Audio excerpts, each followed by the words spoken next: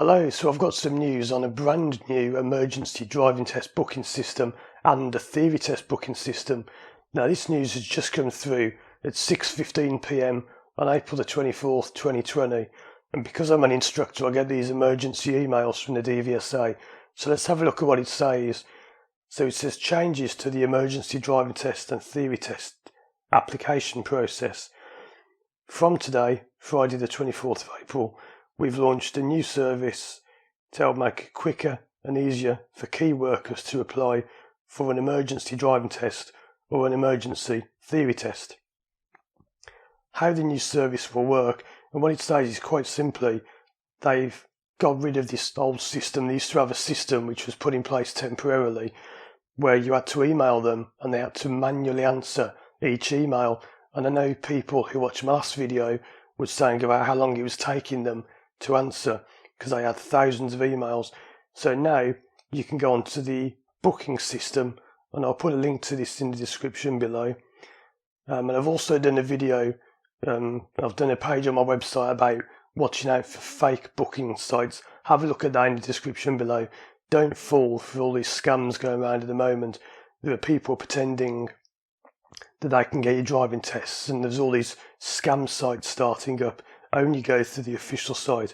So anyway, it says you need to supply your ID at the start of the application so they can check that you're eligible for an emergency test. So you need to be a key worker.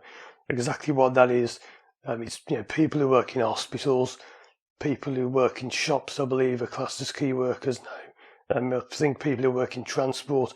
So it's a wide range of people who are essential to the response to what's going on in the world at the moment. And it says you can simply go onto the booking site and book your test through there. If your pupils already have an emergency test, if your pupils are key worker and they've already requested a test by emailing them, they'll email you directly and explain what to do to continue your application.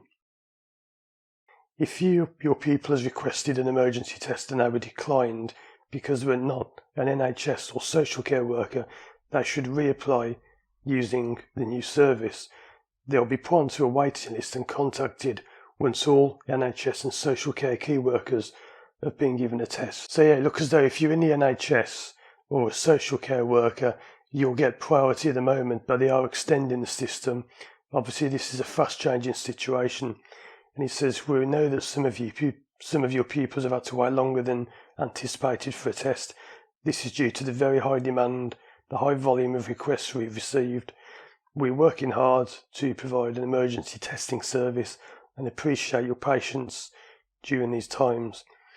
And it says, if you have published the old email address for a drive, yeah, that's for me. It's saying I thought I got it wrong.